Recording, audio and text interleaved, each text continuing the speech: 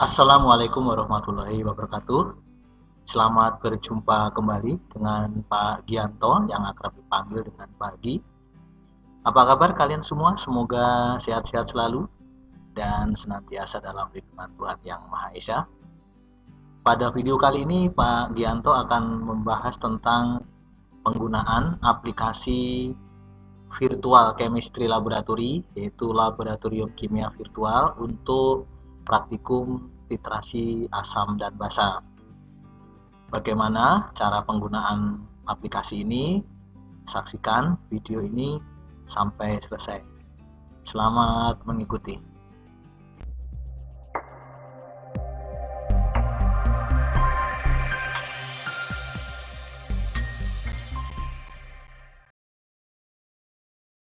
Oke, sebelum saya melanjutkan ke praktikum titrasi asam dan basa, ada pertanyaan yang harus kalian jawab sebagai tugas pembelajaran hari ini. Adapun pertanyaannya adalah sebagai berikut.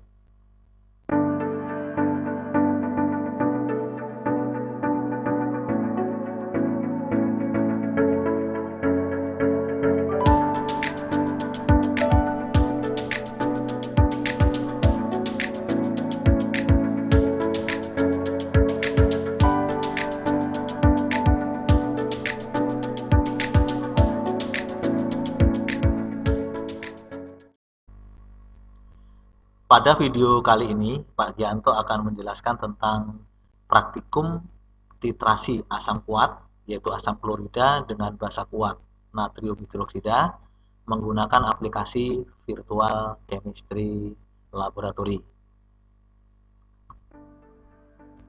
Adapun tujuan dari praktikum ini yaitu menghitung konsentrasi asam kuat, asam klorida dalam reaksi penetralan atau titrasi oleh basa kuat natrium hidroksida.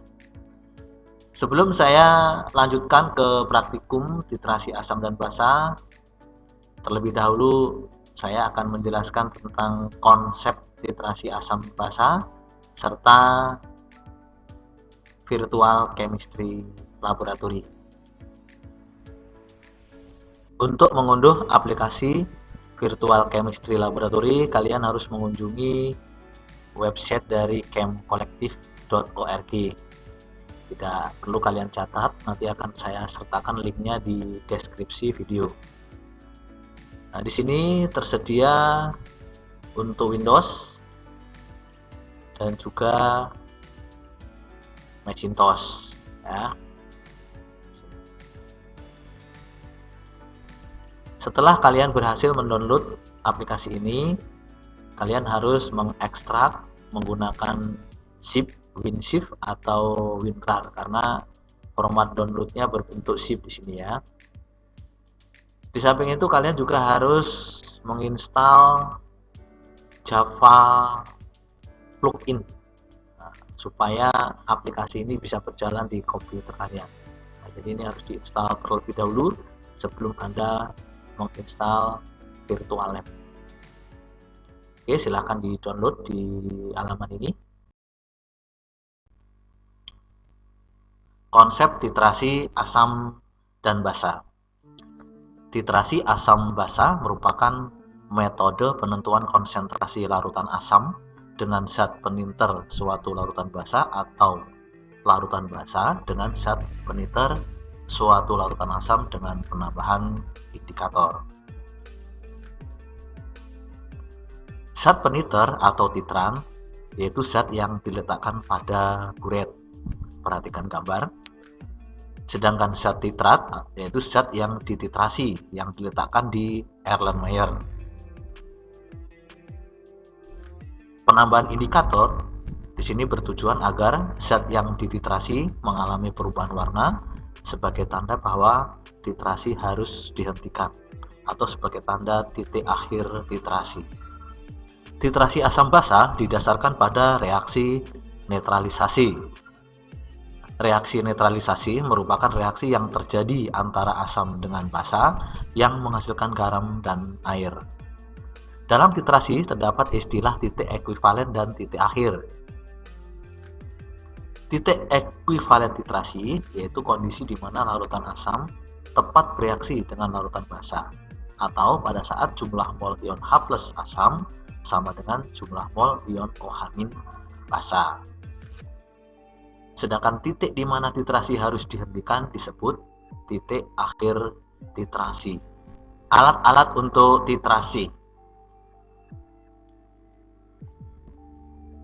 Alat yang digunakan dalam titrasi adalah buret yang berfungsi untuk meneteskan titran, Erlenmeyer sebagai wadah titrat, serta statif dan klem untuk menyangga buret. Perhatikan gambar di samping.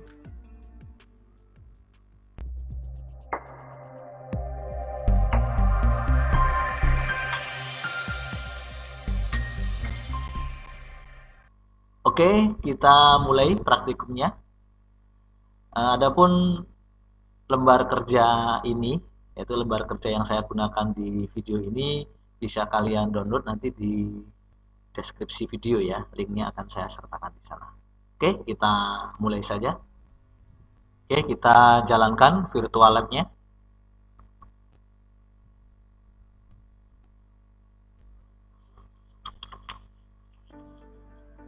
Kita mulai ke persiapan kerja. Yang pertama yaitu menyiapkan Erlenmeyer ukuran 250 ml di meja kerja, kemudian menyiapkan pipet volumetrik, menyiapkan buret 50 ml, kemudian menyiapkan larutan HCl 0,1 m, larutan NaOH 0,1 m, serta menyiapkan larutan indikator. Oke.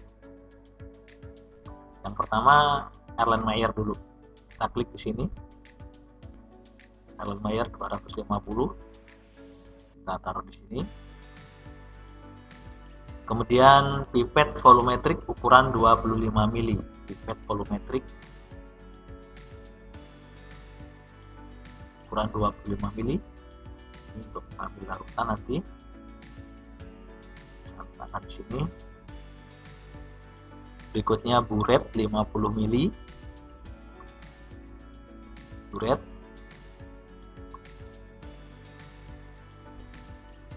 Selanjutnya menyiapkan 100 ml larutan HCl 0,1 m, berarti asam kuat. Di bagian sini strong exit, asam kuat. Nah, kita klik di sini, kemudian kita klik ini. Nah, di sini ada keterangan 0,1 m HCl, volumenya 100 ml. Kemudian 100 ml NaOH, berarti ada di basa kuat. Basa kuat. Ya. 0,1 m NaOH. Sama di sini juga ada keterangan 0,1 m NaOH, volumenya 100 ml. Berikutnya menyiapkan indikatornya. Indikatornya yaitu PP, penoftalin. Indikator penoftalin ini kita siapkan dahulu bahan-bahan dan alat yang akan kita gunakan untuk titrasi asam dan basa. Selanjutnya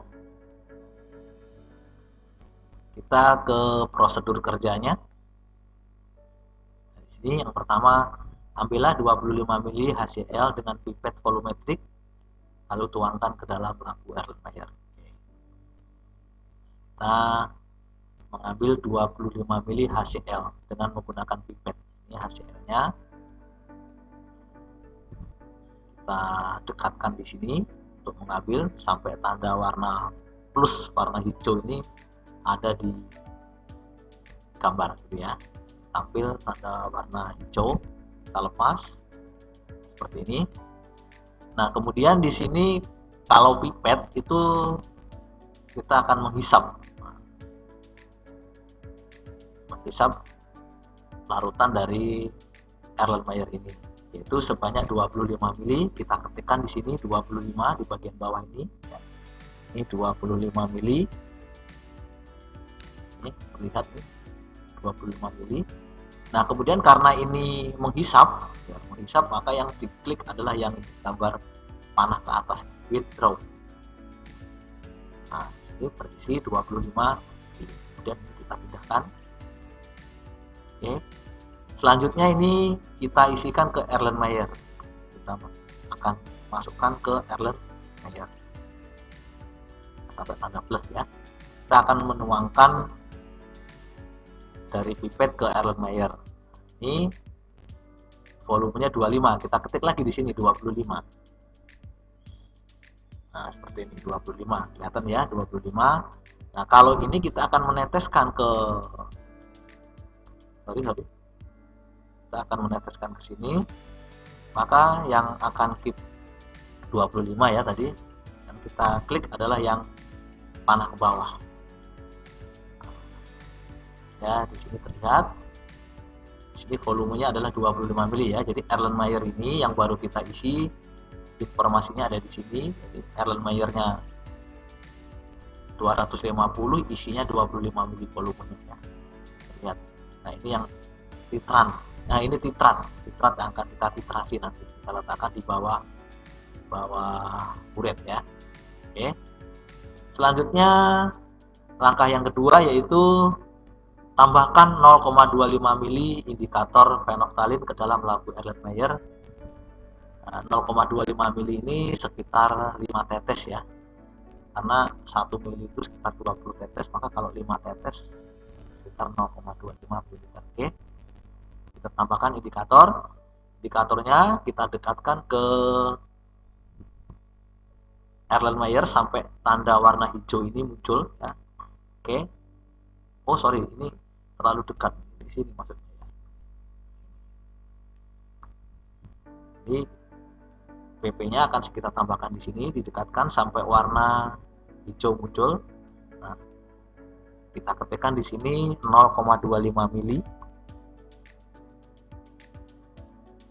0,25 mili supaya kelihatan 0,25 mili ya warna merah ini.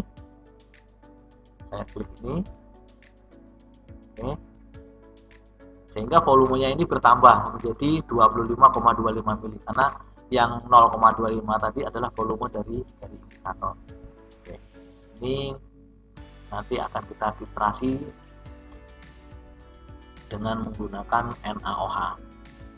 Langkah yang ketiga, tuangkan 50 mili NaOH, tuangkan 50 mili larutan NaOH 0,1 m ke dalam buret. Nah, dalam buret NaOH-nya ini ya, kita dekatkan saja ke sini buret. Kita dekatkan sampai muncul warna hijau. Kita ketikkan di sini 50 mili.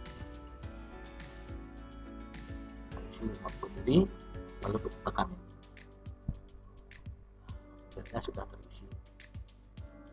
terisi dengan NaOH. Langkah berikutnya yaitu teteskan NaOH dari buret ke dalam Erlenmeyer sesuai volume seperti pada data di tabel. Itu data di tabelnya adalah seperti ini ya. Yang pertama 2 mili, 4 mili, 6 mili dan seterusnya. Yang pertama yaitu kita meneteskan, nah yang pertama belum 0 mili, kita amati pH-nya karena di sini harus diisi pH-nya ya.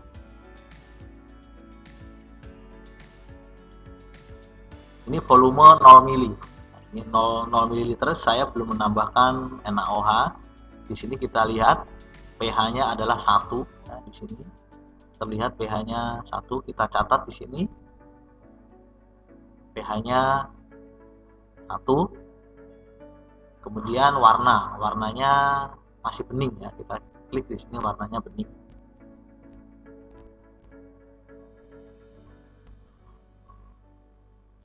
Jadi warnanya bening, masih bening. Kemudian kita tambahkan 2 mili tadi ya, kita tambahkan 2 mili. 2 mili. Caranya ya ini kita dekatkan di sini 2 mili. Itu kita ketik di sini 2 mili. Oke. 2 mili. Di sini pasti bertambah. Kalau saya klik di sini volumenya menjadi 27,25. Tadi 25. Nah, bertambah 2 mili menjadi 27. Nah, pH-nya kita amati, pH-nya adalah 1,07. kita catat di sini pH-nya 1,07. Nah, kemudian warnanya masih bening.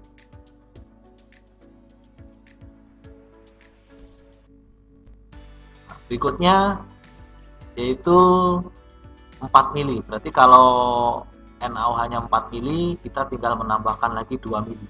Ya, kita menambahkan lagi 2 mili. Kita ketik lagi di sini 2. Nah, ketik lagi 2. Kita tambahkan. Jadi yang kita tambahkan jadi 4 mili, semakin berkurang di sini. Nah, pH-nya berubah menjadi 1,14 dan larutannya masih berwarna bening di sini ya. Di pH-nya 1,14 kita catat di sini. 1,14.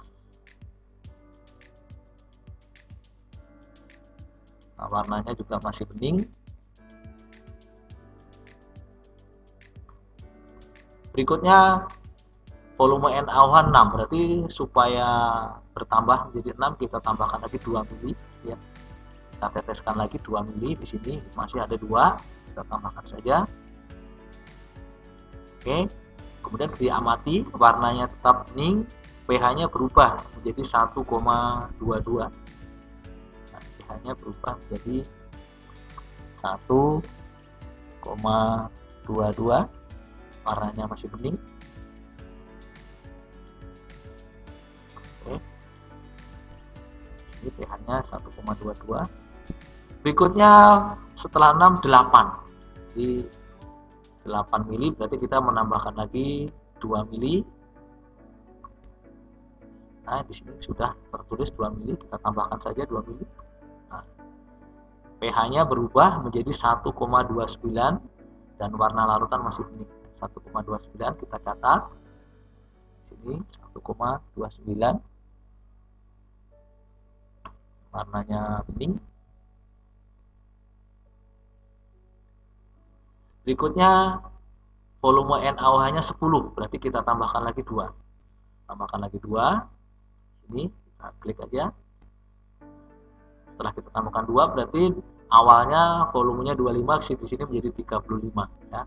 Nah, pH-nya di sini berubah menjadi 1,37 dan warna larutan masih bening. Kita ketik di sini. Tadi pH-nya adalah 1,37 ya. Ketik di sini 1,37.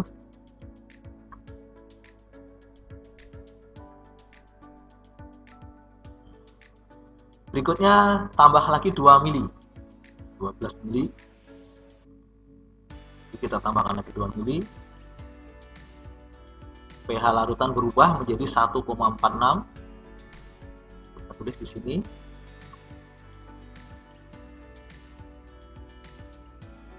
Warna larutannya masih bening. Kemudian volume NaOH 20. Berarti kita tambahkan lagi 2.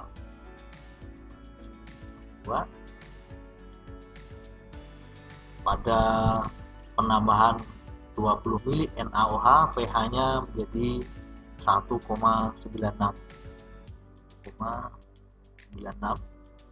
Dibulatkan 2. 1,96.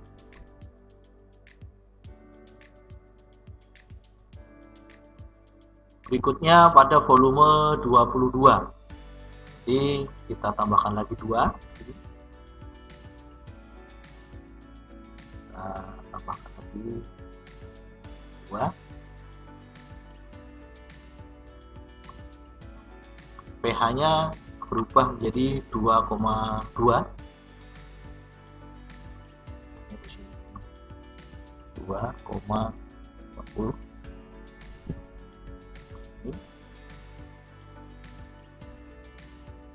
Oke. Kemudian volume NaOH-nya 24. Nanti dari 22 ke 24 kita tambahkan lagi 2 mili.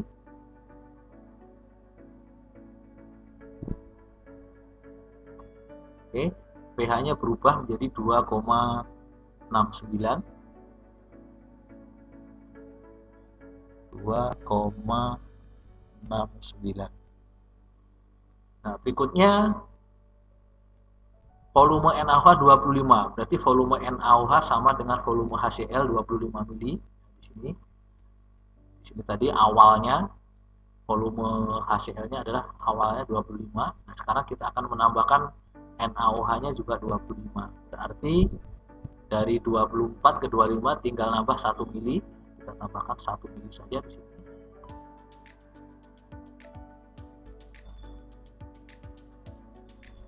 Oke, kita perhatikan pH-nya yaitu mendekati 7 atau 7 ya, 6,98 ini kita buatkan jadi 7. 6,98. 6,98. Di sini masih bening.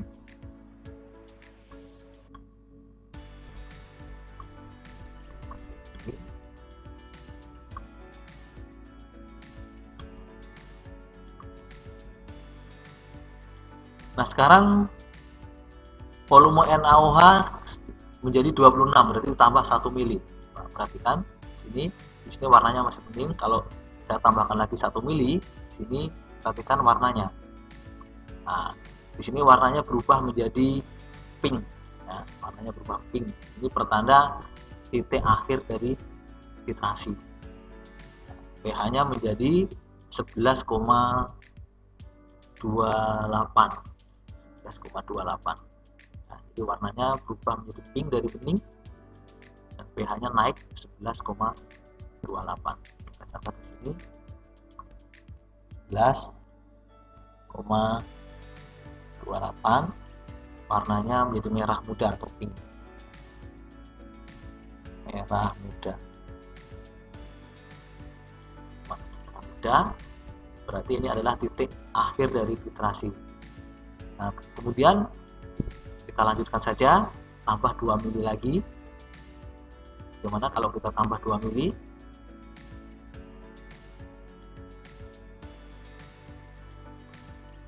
Warnanya masih pink, pH-nya menjadi 11,75. Nah, pH-nya naik lagi perlahan 11,75. Warnanya masih merah muda.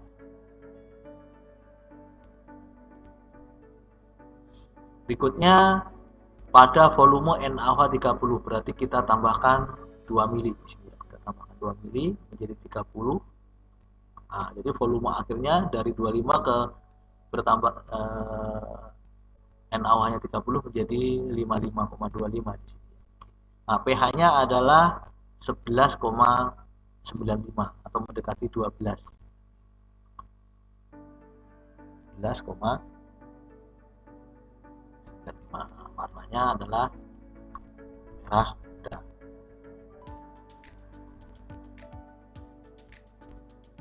Oke, ini sirkulasinya ya. Jadi volume NaOH titik akhirnya ada di titik ekivalen di sini, ada di 25 mili NaOH di sini ya. Kemudian pada penambahan 1 mili berikutnya warnanya langsung menjadi merah muda. Oke.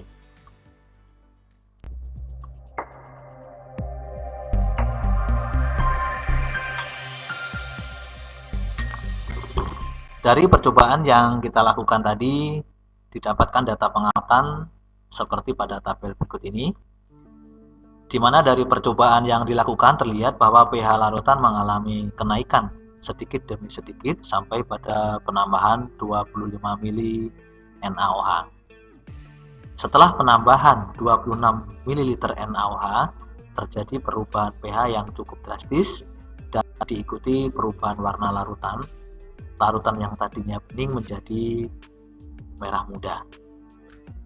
Titrasi berakhir saat penambahan 26 ml NaOH. Kemudian setelah titik ekuivalen terlewati, perubahan pH berjalan secara perlahan kembali. Berdasarkan data pengamatan ini, percobaan ini dapat kita ambil kesimpulan bahwa volume titran saat titik ekuivalen adalah 25 mili. Kemudian volume titran saat titik akhir yaitu 26 mili di sini. pH mula-mula 1, pH saat titik ekuivalen 7. Volume NaOH yang diperlukan pada titrasi ini yaitu 26 mili, di mana volume NaOH pada titik akhir titrasi. Sehingga konsentrasi HCl berdasarkan hasil titrasi ini dapat dihitung dengan menggunakan persamaan MHCl kali volume HCl sama dengan MnAOH kali volume NaOH. Nah, di mana volume NaOH yang diperlukan itu 26 mili ini diambil volume pada titik akhir titrasi. Sehingga didapatkan MHCl-nya adalah 0,104. Jadi konsentrasi HCl dari percobaan ini adalah 0,104, hanya berbeda sedikit dengan konsentrasi yang sebenarnya yaitu 0,1 m.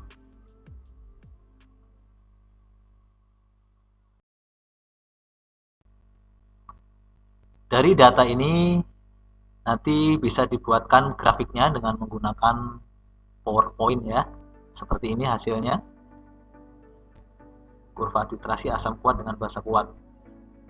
Di data ini nanti bisa kita buatkan grafiknya menggunakan PowerPoint. Adapun cara membuat grafiknya adalah sebagai berikut.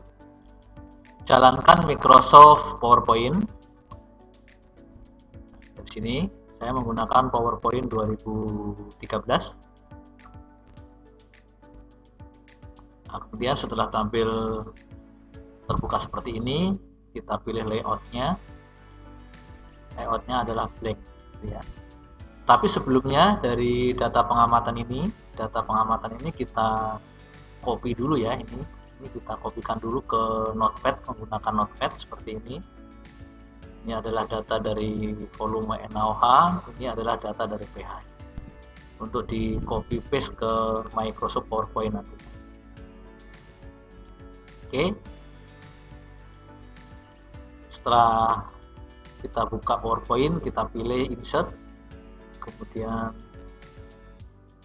pilih chart, dan pilih yang scatter ini ya, X, Y, scatter, sumbu X, sumbu Y. Pilih OK. Nah, kemudian di sini ada data isian untuk sumbu X dan sumbu Y, di mana sumbu X kita isi dengan volume NaOH.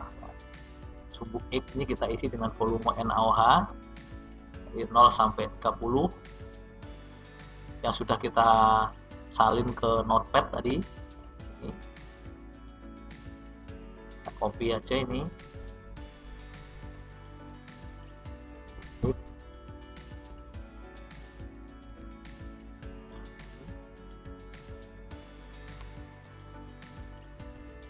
Kemudian ini bisa copy ke sumbu Y.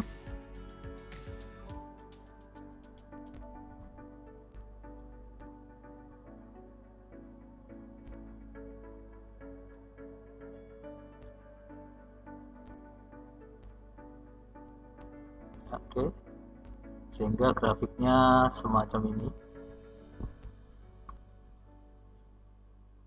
Ini grafiknya. Kemudian kita pilih ini, kemudian ini bisa kita ubah ya tampilannya, yaitu lainnya seperti ini. Nah, ini grafiknya.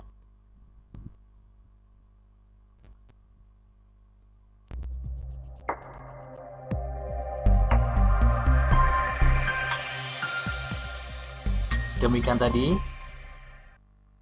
pembahasan tentang cara penggunaan virtual chemistry laboratory atau laboratorium kimia virtual dalam praktikum titrasi asam dan basa. Semoga video ini bermanfaat dan dapat membantu kalian dalam mempelajari titrasi asam dan basa. Sampai berjumpa kembali pada video-video yang lain. Saya akhiri sekian. Wassalamualaikum warahmatullahi wabarakatuh.